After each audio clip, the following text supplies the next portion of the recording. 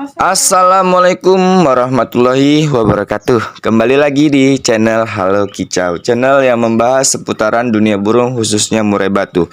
Di video kali ini mungkin ada beberapa dari kalian menanyakan, Bang, bagaimana cara merawat murai batu dokor. Nah, jadi untuk kawan-kawan semua, kita di sini bakal membahas cara bagaimana merawat murai batu dokor. Simak terus videonya.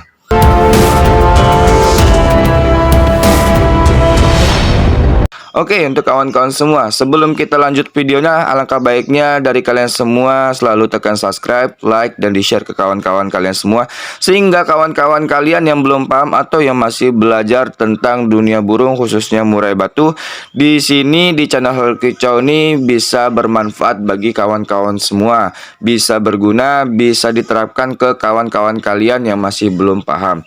Nah, jadi kayak gini untuk kawan-kawan semua. Kalau di samping saya ini adalah murai batu dokor, yang mana ini masih 2 bulan lah, 2 bulan. Nah, jadi kalau untuk saya pribadi dalam segi rawatan harian, yaitu tentang pembersihan sangkar. Jadi untuk kawan-kawan yang harus perhatikan, mungkin di yang lain tuh, di konten-konten kreator lain tuh banyak tuh yang membahas tentang murai batu dokor, akan tetapi penerapannya yang beda. Nah, yang harus kalian pahami, Halo Kicau menjelaskan ini sesuai dengan penerapan ataupun sesuai dengan rawatan burung-burung Halo Kicau yang ada di rumah. Nah, jadi untuk rawatan dokor seperti ini biasanya Halo Kicau 1 minggu 1 kali tuh pembersihan sangkar tuh harus. Kenapa dibilang harus? Karena memang murai batu ini yang mau itu mabung ataupun dokor, mungkin dalam artian tuh fisik dia masih lemah. Jadi ketika memang kalau kotoran tidak dibersihkan akan menyebabkan penyakit terhadap murai batu gitu. Jadi tidak baik lah dalam arti kesehatan murai batu tersebut. Nah, itu yang harus kalian perhatikan. Jadi nggak cuman hanya kita nggak bersihkan karpet saja, melainkan kita bersihkan tangkringan, cepuk minum, terus pakan purnya itu diganti semua. Nah, jangan sampai kotoran tuh masih menempel di sekitaran kandang. Nah, itu yang harus kalian perhatikan tentang pembersihan sangkar. Jadi untuk poin yang kedua yang harus kalian perhatikan, nah ini poin yang menurut Halo Kicau tuh sangat penting ya. Jadi murai dokor seperti ini tuh biasanya tuh kalau untuk penjemuran, Halo Kicau tidak memberikan penjemuran.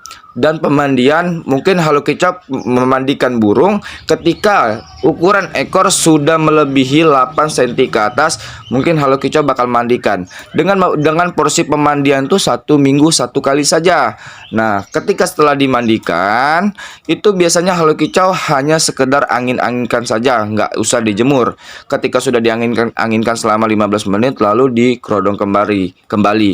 Nah, untuk pengkerodongan sendiri Halo Kicau lakukan tuh setiap sudah rawatan pemberian ekstra puding, Halo Kicau langsung kerodong burung ini. Karena memang burung seperti ini harus konsentrasi, benar-benar harus tenang tanpa ada gangguan sedikit pun dari ruang lingkup di rumah kita sendiri. Nah, yaitu yang harus kalian perhatikan. Jadi untuk poin ketiga itu tentang pemberian ekstra puding. Nah, ini poin juga yang sangat penting menurut Halo Kicau karena pemberian ekstra puding ya. Mungkin ada beberapa dari kawan-kawan yang lain juga memberikan ekstra puding dengan takaran 33 ataupun 55. Tapi kalau untuk pribadi Halo Kicau sendiri, Halo Kicau memberikan sekenyang-kenyangnya. Kenapa sekenyang-kenyangnya?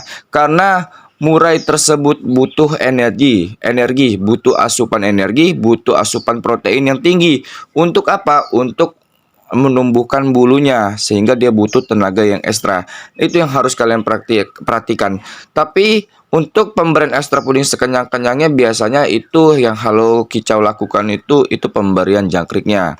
Itu pemberian jangkrik biasanya Halo Kicau berikan sekenyang-kenyangnya. Akan tetapi jangan lupa pemberian kroto. Kroto juga nih wajib untuk murai batu. Nah, jadi kroto tuh bisa kalian berikan itu 1 minggu 2-3 kali saja dengan takaran 1 sendok teh. Nah, itu yang harus kalian perhatikan tentang murai batu yang sedang dokor dalam pemberian ekstra puding seperti yang Halo Kicau jelaskan tadi. Nah, untuk lanjut poin keempat, untuk poin keempatnya biasanya Halo Kicau itu memberikan masteran. Karena momentum momentum daya serap murai batu ini ketika menyerap suara burung atau suara masteran itu ketika dia dokor, dan itu lebih maksimal. Kalau nggak percaya, monggo dicoba untuk kawan-kawan semua. Nah, kenapa Halo Kicau berikan masteran? Memang karena memang dia ini lagi proses gimana caranya menambahkan ekornya lebih panjang lagi, ataupun menimbulkan bulu bulu baru. Nah, itu yang harus kalian perhatikan. Jadi ketika momen seperti itu, dia ini kan lagi tenang, bener-bener lagi fresh, tak ada gangguan. Di situ kita ibaratkan kita masukkan masteran, ya mungkin dengan itu ada daya serap dari dia sehingga bisa menjadikan tambahan materi kepada murai batu kita. Akan tetapi yang harus kalian perhatikan tentang murai batu dokor seperti dalam pemasteran. Jadi kalau untuk pemasteran, oke, kalau untuk kawan-kawan semua yang ada burung-burung hidup di rumah, contohnya kayak kenari segala macam. Akan tetapi kalau untuk kawan-kawanku semua yang tidak mempunyai burung atau low budget, bisa kalian menggunakan MP3. Nah, untuk download pemasteran MP3 bisa banyak yang upload tentang pemasteran murai batu. Nah, tapi ada tapinya untuk kawan-kawanku. Dalam pemasteran MP3, khususnya MP3 ya kawan-kawan, untuk khususnya MP3. Nah, kalau untuk pemasteran sendiri yang Halo Kicau lakukan di rumah, itu Halo Kicau hanya memberikan 1-2 materi dalam kurun waktu 1 minggu. Kenapa? Karena untuk daya serap ini kita tidak tahu kapasitas otak dia ini sampai mana dia menyerapnya.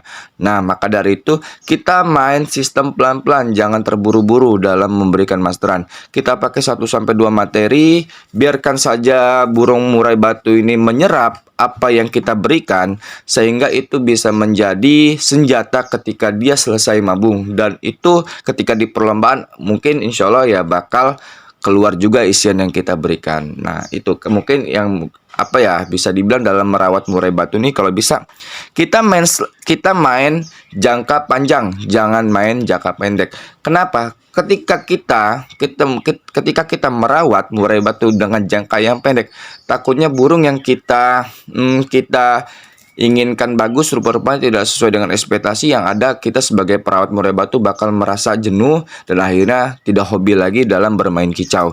Nah, takutnya di situ. Jadi itu yang harus kalian perhatikan terlebih dahulu. Mungkin dari video-video ataupun dari penjelasan Halo Kicau ini memang masih banyak yang kurang, masih banyak yang belum paham. Kalian bisa tulis komentar di bawah tentang murai batu ataupun tentang perawatan murai batu lainnya.